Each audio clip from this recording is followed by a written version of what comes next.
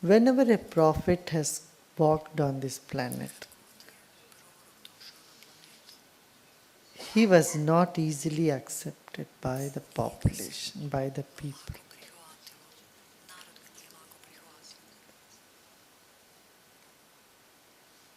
Throughout the history, we see prophets faced resistance. They were attacked, they were killed, they were blamed for disrupting the society, disrupting a system, of creating sin or blasphemy against God or religion. These accusations have happened again and again and again. Their teachings were rejected by people in their lifetime. Probably that's why there has been the proverb, nobody is a prophet in their own hometown. Isn't it? There is such a proverb. One is not a prophet in his own hometown.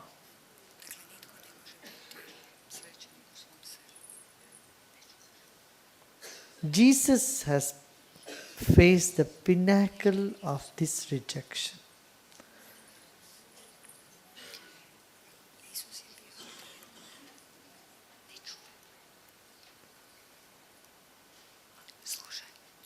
The prophets before him also faced a lot of humiliation,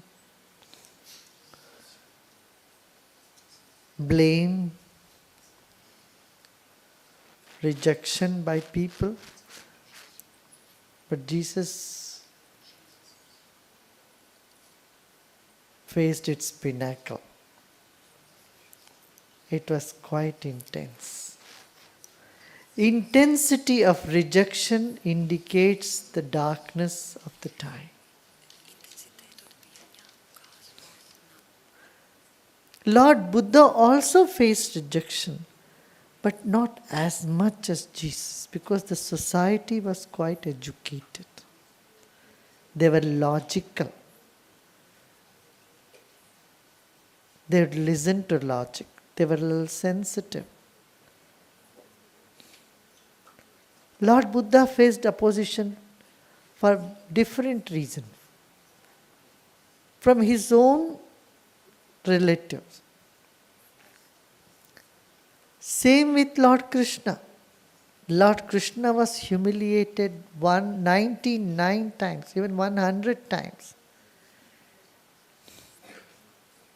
by a particular person. He said 99 times I am going to excuse this person, Jarasandha. 100th time he said, no, I am going to take a stick. 100 mistakes I can tolerate. Said, then I am going to take a stick. Lord Krishna was also misunderstood in his time. In Gita he clearly says, Avajananti Mamuda. People do not understand my divine nature. They only see me as a human being. They see my human form and human flaws. They fail to see my divine part. And the same was said by Lord Buddha. You have to understand the nature of Buddha, the Buddha nature in your heart. If you know yourself, then you know me too. Know the Buddha nature deep inside. Don't try to understand others. And Jesus had to face the same thing. That's why Jesus said, I have come here not to make peace, but to put fire.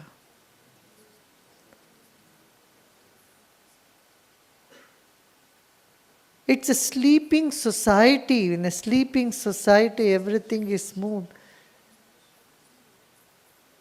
Or you accept even if there is roughness, you don't even resist it. You just take things for granted. If there is corruption in the society, you move with the corruption. If there is injustice, you think it is the way of life. If there is discrimination, you think you deserve it. Sometimes you think maybe it is your karma. You become inactive, dull and dead. Jesus said, I have not come here to give you such a dead peace. I have come here to put fire. That means to wake you up.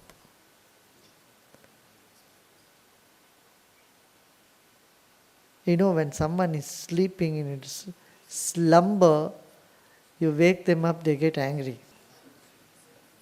They get upset. One day in a course, I said, okay, in the night go and wake everybody at 1 o'clock. Bring them all to the hall. See how many people, how many of them come peacefully, how many of them come with anger.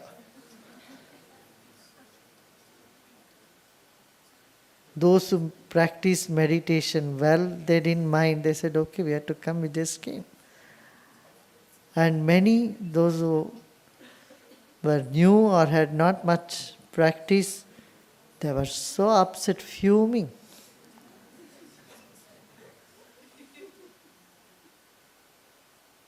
They came fuming. I said, look, what is the point? All day you sat and meditated, now you are fuming.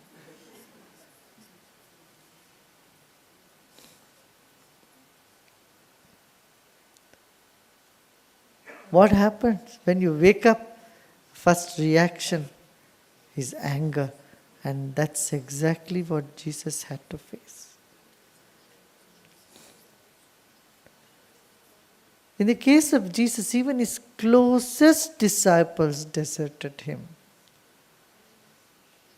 This is unheard of in the history. That's why I said he experienced the pinnacle of rejection.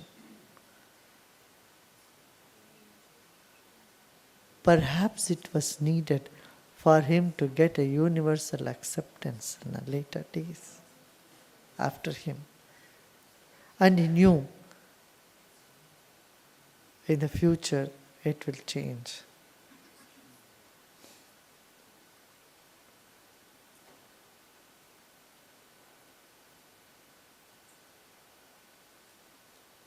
You would see whatever Jesus has said is striking similar, the same thing exactly Krishna has said 5,200 years ago.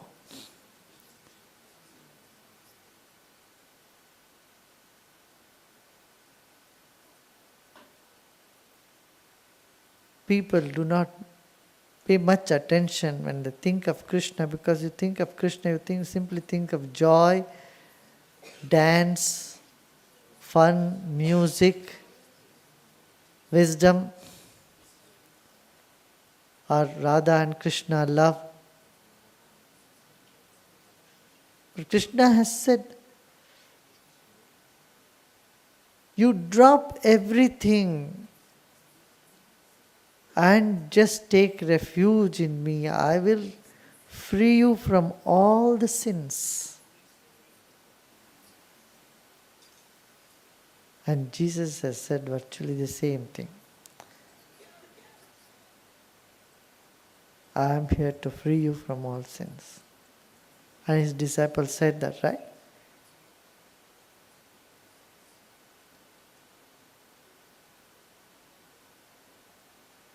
Jesus said, those who came before me were robbers and thieves.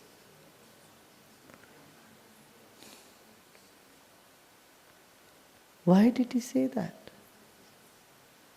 There's a deep significance. Whenever a prophet walked on the planet Earth, the society would not recognize them. They never recognized him. They were talking about the past. And the past. And the past. Moses did this. Isaac did this. Abraham did this. They were talking only about the past. They could not see what Jesus was when he was alive. So he went, oh my God, you are not seeing the truth, the reality. I am the way, I am the path, I am the goal. Now, you are holding on to the past.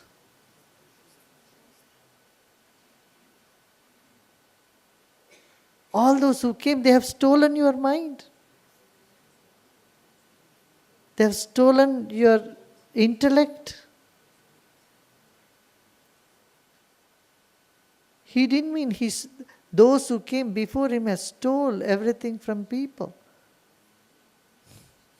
When he says those who came before me, he didn't mean some ordinary people. He meant the prophets of the past.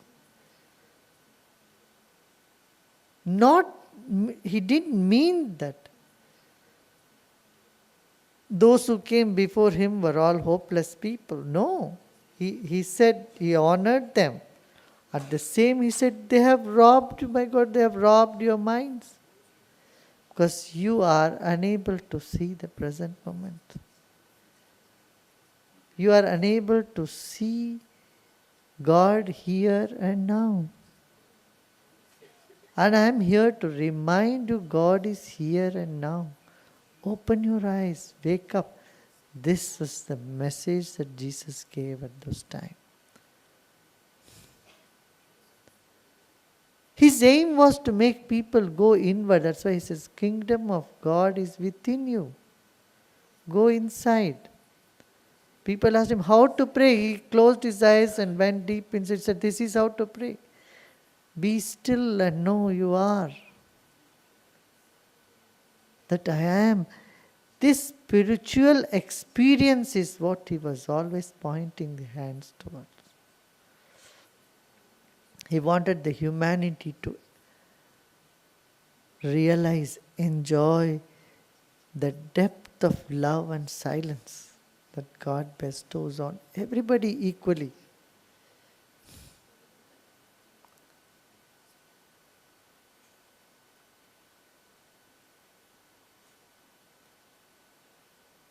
But he was misunderstood.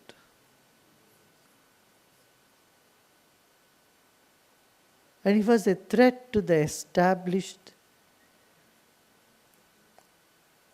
religion and its practices at that time. Because people started flocking, they started enjoying, understanding, realizing the truth behind his words. And that always irritates those who just blabber, those who just cling on to the words and just the book without any experience. They see it as a threat to their business, so they all gagged against him.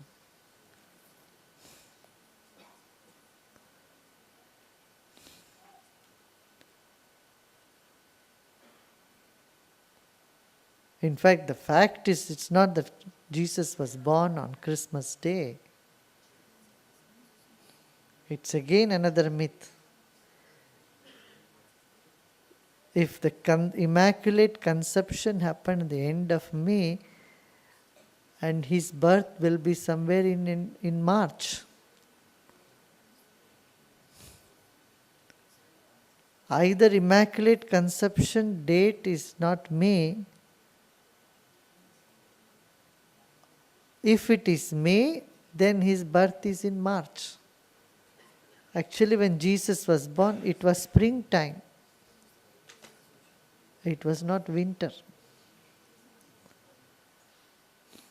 I even saw a documentary that said that Christmas was not celebrated in church till late 1800s. Till then everybody else celebrated Christmas and the Christmas trees were used. The church started celebrating Christmas only in late 1800. Before that it was not a practice. Have you heard of this? How many of you have heard of this? How many of you not heard this? Oh. December 24th, 25th, 26th was celebrated as winter solstice around the globe from long time. They used to bring this tree, evergreen tree, decorate this, celebrate.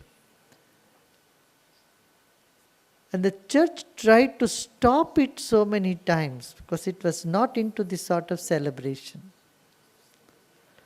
But when they couldn't, they attached the significance of Jesus to its celebration. So they preponed celebrating Jesus' birthday by just 2.5 months. Some scholars, some professors have done an extensive research on this and made a documentary in America.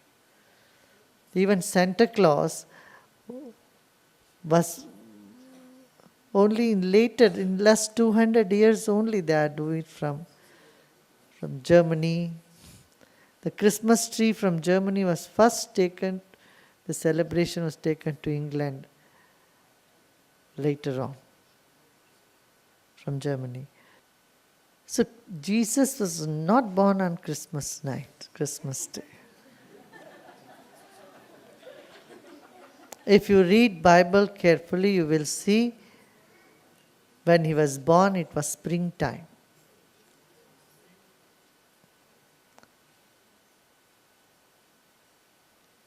Okay, all the description point out towards springtime.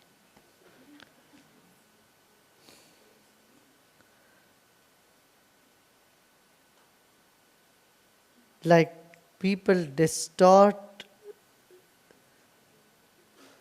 scriptures, they've distorted this also. There was one Jesus. Today, see how many sects of Christianity are there. Everyone claiming they are the right one. They may have nothing to do with Jesus' love. Jesus' love for humanity. Many a time people just put guilt and fear in the minds of people. They have become very successful in putting the fear and guilt, saying the other is evil.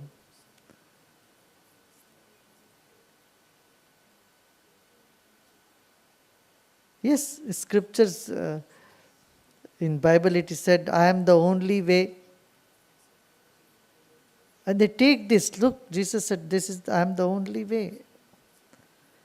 The same has been said by Krishna also. Mam ekam sharanam vaja, to me alone you come to. The same is said in the Vedas, Nanyapanta vidyate ayana. There is no other way. This is the only way. That means what? To make one focus with what is right in front of them. What is right now here. But these words are not used properly. The same fate is of Quran as well. Today in the name of Quran, the world is facing the jihadis terrorism. Jihadi terrorists quote very easily Quran.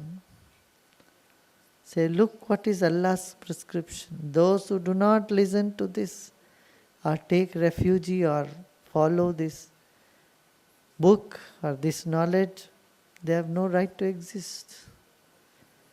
This type of interpretation or whatever People come up and say, and they unleash terror in the world. It's so unfortunate. That's why I would say it doesn't matter whether Jesus was born on Christmas Day or not. Celebration is what is important. Just celebrate. Perhaps they did a good thing in shifting the Jesus birth to December, because this is the season which requires the celebration outmost. Spring, anyway, there is sun, everybody celebrates. In the winter, when people start getting depressed, it's in the middle of winter is the need for celebration. And I'm very happy that from this angle, the celebration is shifted from March to December. It's a very good thing.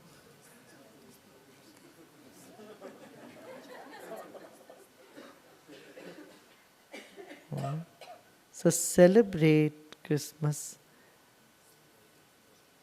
Know within you the teachings of Jesus, the teachings of Krishna, teachings of Buddha, Allah. Everybody is there in the silent realm of our consciousness.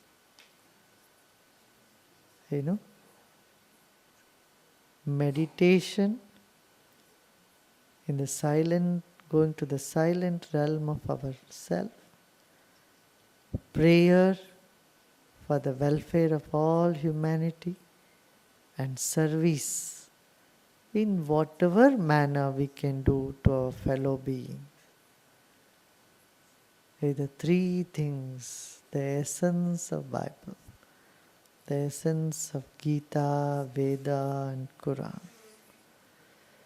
So we must just hold on to this spiritual essence and continue our celebrations. Today someone asked me a question. In Mumbai, because after the terror attack, people are feeling guilty to celebrate. How to celebrate Christmas when it's just a month ago that Mumbai was attacked by terrorists and so many people lost their life. How can we celebrate? I told them celebration is like medicine. When you are down, when you are down with grief, it is necessary to celebrate. You celebrate life knowing loss and gain are part of life. And you celebrate life because you know it is impermanent. It's impermanent.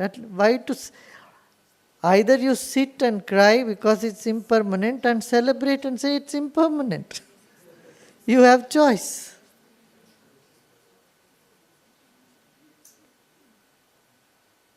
There is a question here. When everything is insignificant, when nonsense, what is the point? The point is celebrate. So I told them life is immortal. This is the dichotomy. What? On one hand, life is impermanent. On the other hand, the spirit is immortal. The spirit or the soul lives forever. In that sense, life is eternal. Let's celebrate.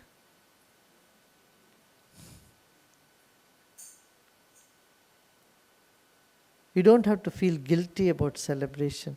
By celebrating, you uplift the mood of the whole society, the atmosphere which is gloomy, which is sad, and which is hurt.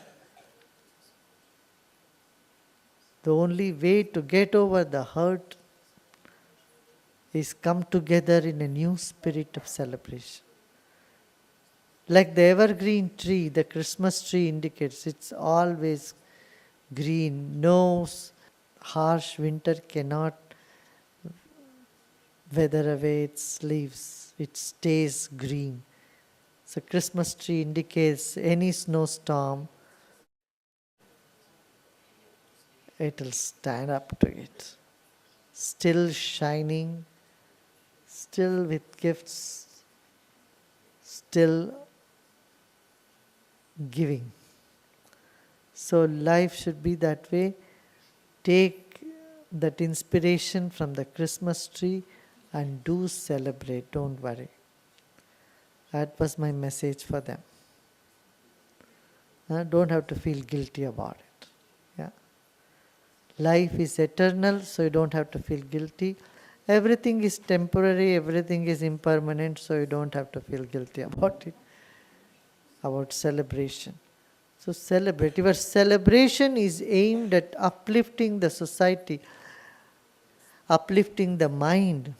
Then you will not feel guilty. If it is only for your personal pleasure, you would definitely feel guilty. So any celebration should be aimed at uplifting the society, of serving people, of bringing joy and comfort to everyone around. If you are committed for this, you will not feel guilty to celebrate at all. Yeah?